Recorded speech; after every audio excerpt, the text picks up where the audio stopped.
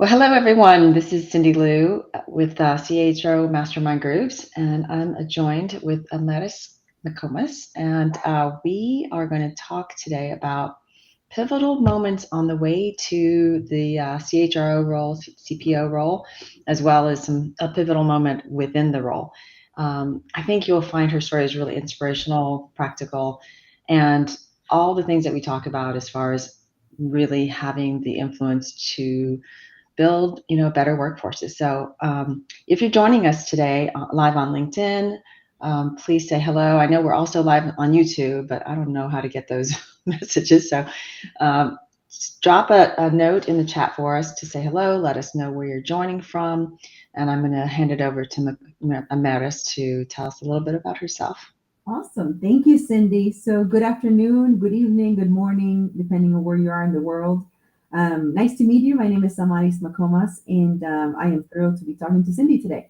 So we're born and raised in Puerto Rico. I live in Charlotte, North Carolina, and I get to have the pleasure of leading the people team for TrueBridge. And TrueBridge is a healthcare solutions company, and we provide both revenue cycle services for the healthcare systems, primarily on the rural and community-based hospitals, as well as electronic record keeping platforms. So both technology and services company. We are about, I would say, 3,800 employees globally. We have both US and India employees. And I've been in this role now, Cindy, for I guess it's right over 4 years. Okay. So I'm very, very excited to be here and looking forward to chatting with you today. Yeah, welcome. Amaris is part of our mastermind group, and I'm always amazed at some of her stories. So I really wanted to invite you on to just share kind of some of your path, right, to this role. And, whether it's, somebody who's seeking to be a CHRO, or if you're in the role and you're like, there's some experiences I'm still missing, right? And when I think about pivotal moments, I think about an experience you have that like really launches your career to the next level and your confidence and your skill set. So I think you have like three of them. Maybe we have time for three to share. And the first one, I think you said early on in your career, you took on a role that you didn't really, that most people wouldn't have. Yeah, I was thinking about that when you asked me, moments, I'll call them moments that matter career-wise, but the first one was back in the day, and there's still generalist roles, but back in the day, HR, everyone was a generalist, right? So we all did a little bit of everything in HR. And there was a moment in that company that I was at that they said, okay, we're no more generalist roles. You got to choose. And our path at that time where you either go to ER or you go to TA. So you can be in talent acquisition or you can be in employee relations. And actually, my team, everyone chose employee relations. And I think that if anyone heard this, answer and they knew me, they would be like, that's the furthest from what she loves to do is ER. I have great people that do ER. I'm not it. But then I chose talent acquisition. And really, Cindy, for me, when I thought about the decision, there was twofold. One was, where do I feel that I can use the skills that I'm better at and that I'm stronger at? And also, what can I learn skills wise that would be better as I kind of continue to grow in the HR career? Because I always knew I wanted to be in HR most of my career. So that's why I selected TA. And maybe what I'll share with you is number one, there's nothing like selling. And you have to sell everything in talent acquisition. You Mhm. have to sell the job, you have to sell the manager, you have to sell the candidate. So the ability to have these skills to influence, to understand people's needs, and then to kind of make that connection of talent and opportunity to me was fabulous. So I loved it. I thought it was probably one of the best moves I made when no one else wanted to go there. It probably was very beneficial to me. And I learned and probably spent most of my career combined in talent acquisition ultimately. Yeah, I could not agree more on the talent acquisition side. Of course, I'm biased because I came up through executive search and ran recruiting at one of our companies. At the same time, when people are kind of going, I want to go through the CHRO career path, I'm like, TA is not where you want to be because they're like the redheaded stepchild, Yeah. You right? you are, and I still think every I have such a deep love and respect. Always will have a special place for TA in my heart, but it is an operation, right? Yeah. You're delivering a service, and it is very much transactional. It's never fast enough. It's never cheap enough. No matter the best team, and I've had some incredible teams through the years, and it's still always, slow and too costly at times. So, but at the end of the day, it is the engine that kind of fuels the organization. It is also the face of the organization to the market.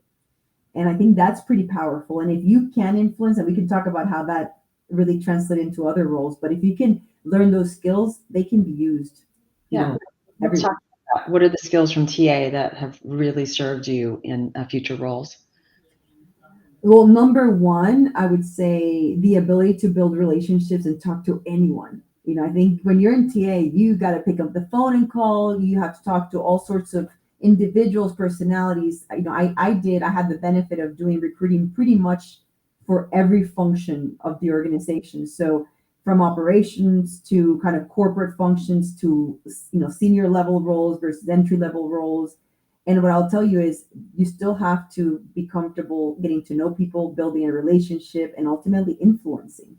And influencing in this role today in a way that is positive and constructive and helps meet the end goal is probably the biggest skill that we need to have in CHROC. And I really attribute a lot of that to the TA role.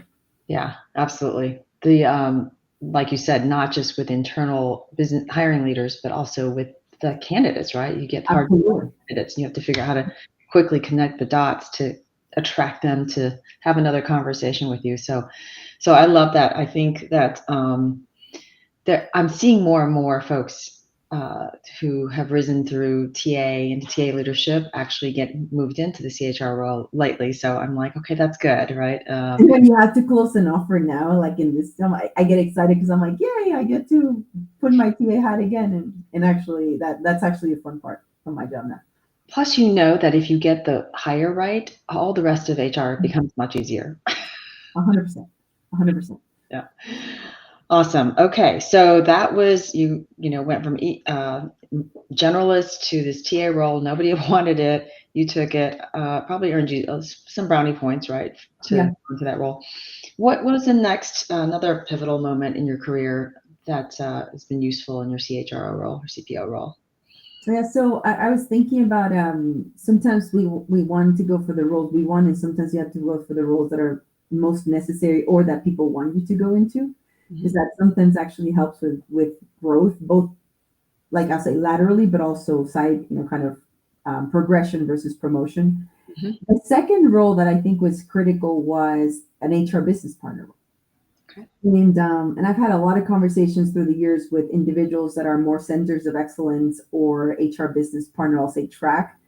And I knew that most of my experience was in talent. So I had done a lot of the talent roles in talent management, talent acquisition, learning, but I didn't have the direct client facing experience from owning that client, from driving value with the client relationship. So, I said different companies define it different, but that mini CHRO role, I call the HRBP role, especially when in a strategic kind of capacity, that was something I didn't have. So I had a moment where I had to make a decision on, is it the right time for me to move into that role?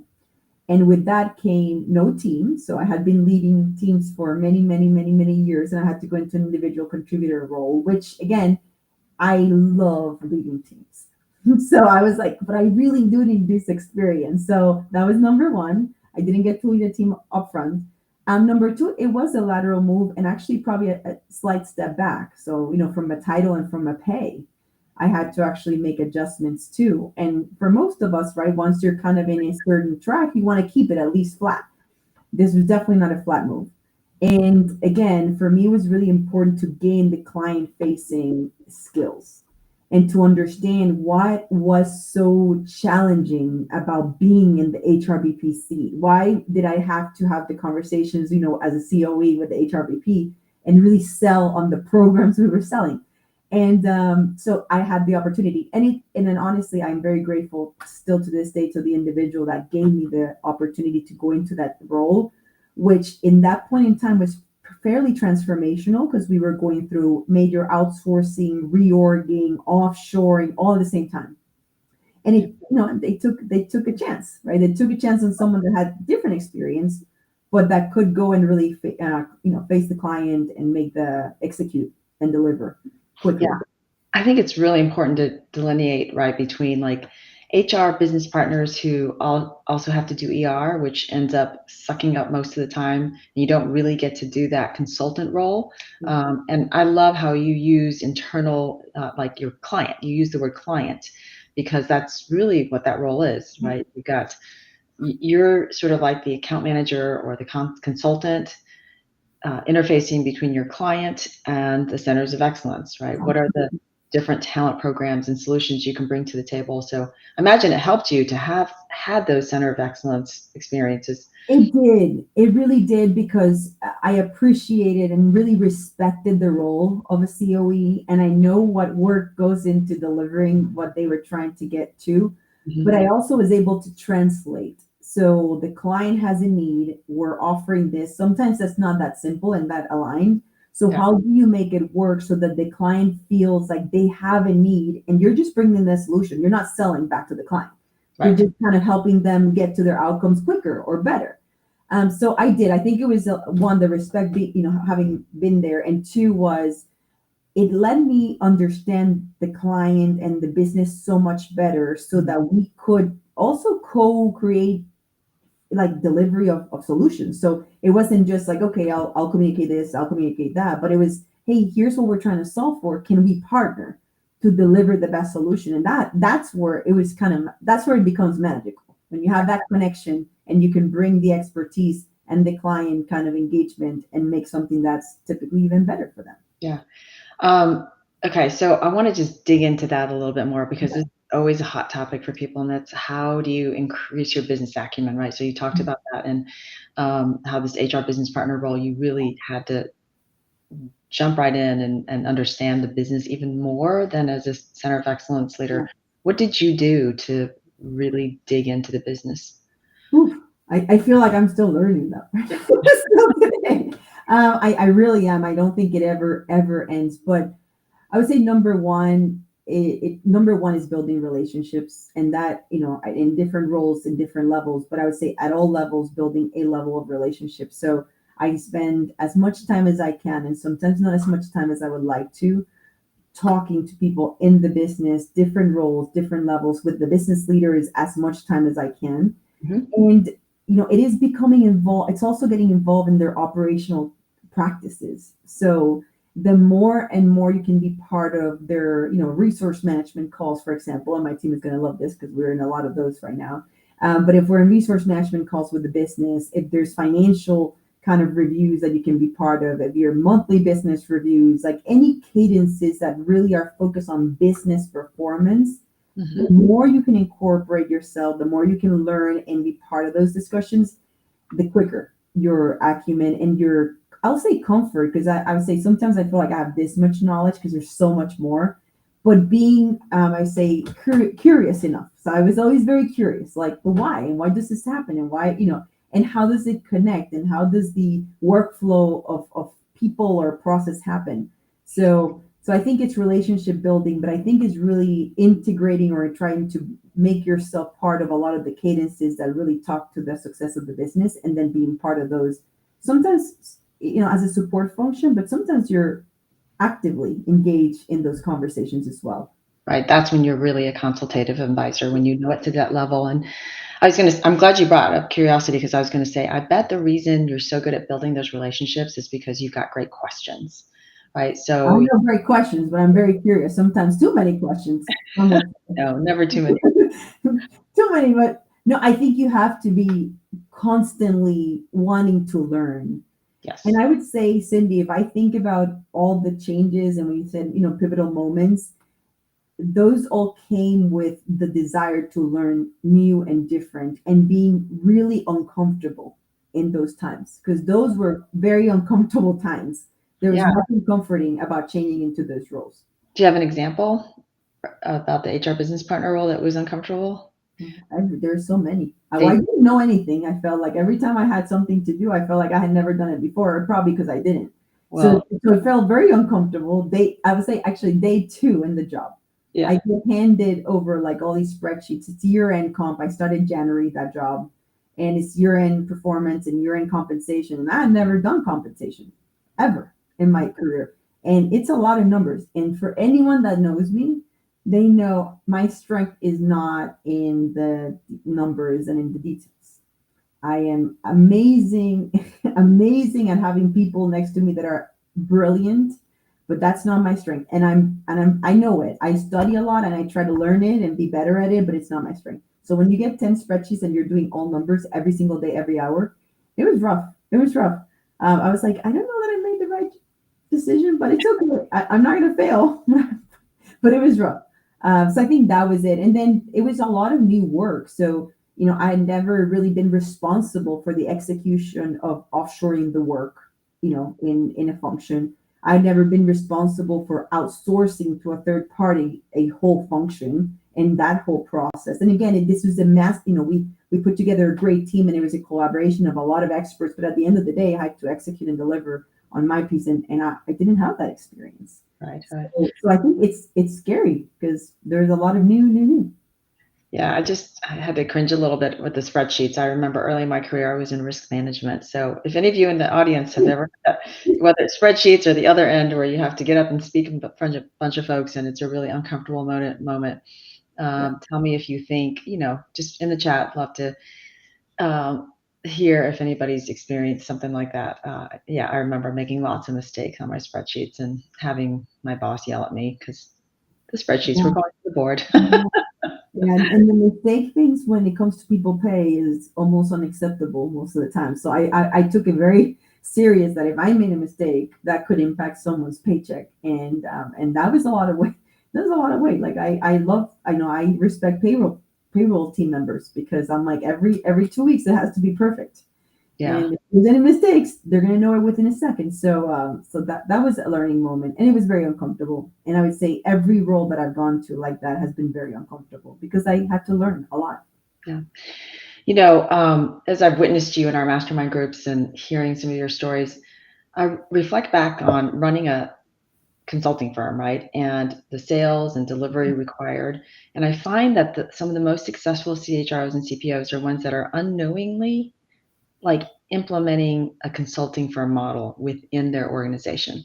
Not necessarily your operating model, right? It could be any setup, right? It could even be people who are generalists, but these CPOs like it mimics so many of the things that I saw successful in running a consulting firm.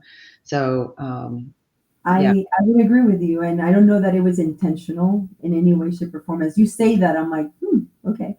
Yeah. I don't think it was intentional, but as I think about the incredible team I have, and I'm going to think right now because I can go to many others, but the team I have today, that's probably their number one skill in in in whatever role they have as a COE leader or as I would say individual contributor, but an expert, or even obviously on the people we call it people partners or HR business partners. They're all consultants and they're all seeked to be, they're seeked by the business this way to say, Right. what are your thoughts and how should I think about this? So yeah, I would say that that's interesting and I hadn't thought about it in that context. Yeah. Highly sought out consultative advisors, right? It's like who's your go-to when you need somebody to talk to at work. And And it's great. It's the best feeling in the world, by the way. right. Yeah. Well, especially like if you have teenagers and they don't want to listen to you. It's really nice when people at work want to listen to you. 100%. I have three. I don't think any of them think that I actually know absolutely anything. But there is a moment, very, very rare moments where they do come and they're like, I really need your advice. And you sit there and I want to start jumping up and down, but I'm like the most cool. And I'm like, okay, tell me, like, help me understand. And I do all my consulting skills. Right. But it's very rare. You know what? This is a little bit off topic, but there's a book that one of our other members recommend, and there's a phrase in this book called the advice monster. And it's like when you hear something that somebody says and you just want to like start spewing advice without having the whole picture or really understanding like what the underlying questions are. And I'm like, oh, I do that all the time with my kid. I'm like, I gotta just stop the advice monster with her. Anyway. I learned I just stay quiet and I said, do you want me to react? Do you want me to give you some advice or am I just listening to you? I wish I had run mastermind groups and learned all this stuff from you guys 15 years ago. I don't know if it works all the time, but I really try. I really try. All right, so let's move on to the third one, which is really about um, a pivotal moment inside your CPO role, right? Like what Yeah. is something that you felt like really helped elevate your status as well as your relationships internally? This was probably the hardest one when I was thinking through what example I can, because I feel like every day in my job helps me get better because there's always so many unknowns and things that are coming that I have not done before, haven't had to experience. But maybe the one I'm going to talk to Cindy is the a CEO transition, Hmm. because it's probably one of the most unexpected things that happen to me, and especially on year one. So this is the first. I'm the first time CHRO, so it's not like I had been there, done that multiple times. And as part of the job description, interview process, and all that, it was never, hey, by the way, just in the near future, you may be going through a CEO transition, and which is for anyone that has gone through it, and I've had many conversations with some of my colleagues, they're like, oh my gosh, it's really hard, and sometimes it can go off the rails really easily. So I commend any of you that may be going through it right now or have gone through it many times, because it is a challenging process. What I will say to what that process was from a benefit and a value to me, number one, the relationship that I was able to build with the board during that process, because I really kind of managed the process with them and for them, was incredible. I was able to build much closer relationships. I was able to understand what they were seeking when you think about not just the candidate and the skills, but also what do they see as value, in management. That was great learning, and I wouldn't have done that unless I was going through the process. It was interesting because we were managing internal and externals, as most of us do from a succession. So I had to work with our internal candidates, specifically candidate who ultimately did get the job and became CEO, and then also the externals. And really, that is a different place to be from what's your role in the facilitation and how much you can share through Mhm. that process. And so I would say it was probably one of the most critical moments in my career, and it changed everything. It changed ultimately, he got the role, and it changed. Okay, now we're going from our colleague to now, he's my boss. Oh, that's Okay, so we thankful. can talk about that. Number two, it also changed also the how we engaged in conversation and how we thought about like the organizational structure and operating model. And then I think the third part is it really catapulted the transformation for the organization, which meant everything we since then has changed pretty much. So, from leadership to operations to processes to technology to our platform. So we've transformed. So that change brought significant levels of transformation in about 3 years, 2.5 years. Well, congratulations for making a successful transformation. I don't know the actual data, but if I had to guess, I'd say 80% of CHROs don't survive a new CEO because, Wow. uh, yeah, CEOs are like, I want to bring in my own, right? Or, these relationships that are built with Yeah. CEOs, it's like your work spouse almost. It And is. It is kind of it's really special if it's good. right, Like right. I've heard horror stories.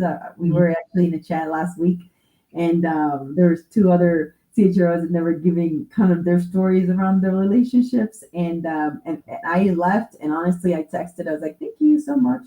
I Yeah. really appreciate what we have." But it is because there's so much to the relationship and the value that every person brings. And he's operations. He's been in the company forever. Mhm. And we joke all the time, and I knew her. Like, just my perspective is very different, but there's such a deep level of respect that no matter the different perspectives, there's really value. And I think both ways we feel value. So, would you be comfortable sharing, like, what did that conversation sound like, right? Going from peer to peer to now he's your boss, and Yeah, I was trying to think of what he would say if I asked him this question. I would what say, did you say to him first? yeah, I said, well, our relationship has to change. And it was like, no, we can still talk about everything. And I said, no, not really. Like, now you're the CEO, you run the company, and now you're no longer my trusted advisor from a colleague. Um, Mhm. so So it had to change, and also I had to probably be, I was fairly upfront of there's information that I will need to keep. One, to protect the relationships I have with my peers, but also to protect him. Hmm. Because there's things that really, if you do share, will kind of cause more turmoil or more, and sometimes too much sharing is not great in this role.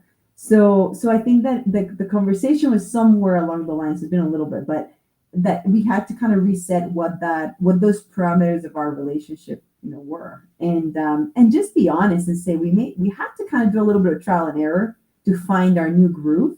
Hmm. And we are both kind of, I was very excited and I was very supportive, and obviously I was super happy that he was selected at the end, because I knew he was the right person to lead the organization as we move forward.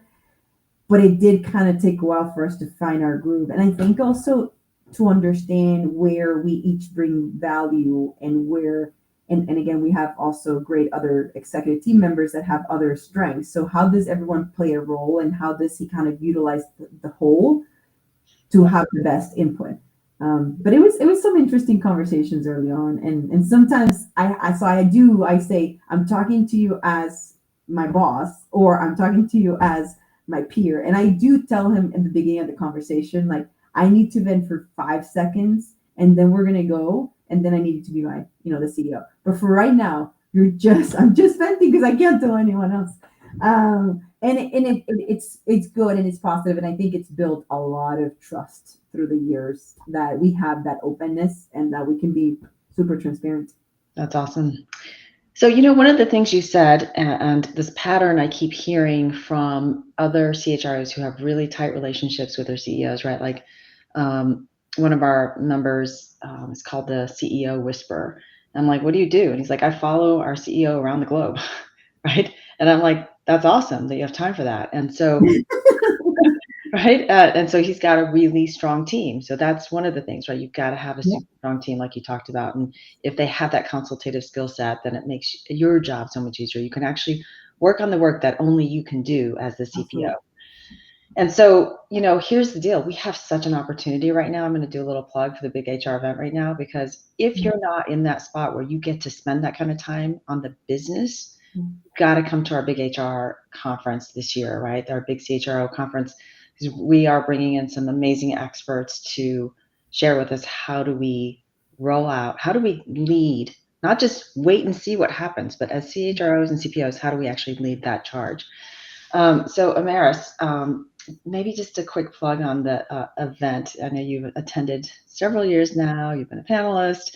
Um, what's your thoughts on the energy in the room? Oh, absolutely. So I love it. I love it. So, just to give context, right? The event is in Dallas. I'm in Charlotte. I commute to Mobile, and I will tell you, I do anything I can to be in it, and make it, for the day event. I think it's the end. So, a couple of things. It's the energy. It is so wonderful to be in a room of people that are very much learners. They're trailblazers. You have a lot of trailblazers there. They're people that are experts and that provide a very different perspective. And being in a room with 100 to 200, depending on the group size, people that are all there with a very common purpose and the outcome of being better by the end and building relationships through that. It's really cool. So whatever the topic is, typically that's a very cool, I would say, moment, and I appreciate that.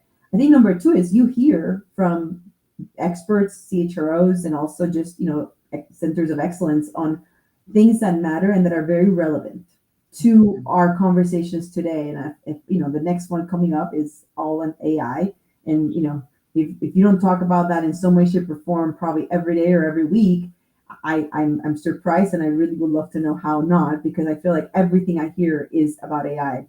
And it is about how, as HR professionals, in my opinion, we lead with kind of transformational, we lead with business mindset, we lead with kind of how can we make organizations better overall. And that's, I think, where I lead with every time. So when we've done financial acumen, we've done business impact, we've done many different ones. And I think that leading more where I feel there's a skill that has been enhanced or a skill that I've kind of been able to grow, or more experiential, because via other stories, I actually can learn what the market is driving or what other people have done. That to me is pretty invaluable. Yeah, absolutely. Well, thanks. We love having your energy in the room, as always, and really appreciate your servant leadership and sharing your stories with the community. Hopefully, somebody learned something, got inspired. It's a tough, tough role. So, really appreciate how you're willing to share and be so vulnerable. Well, Thank thank you. you. Thank you, Cindy. And, and I want to thank all of you listening and my team. Just, I get to do what I do and enjoy it because of them. So I Awesome. appreciate you every single day. All right. Thanks, everyone. We'll see you next time on CH.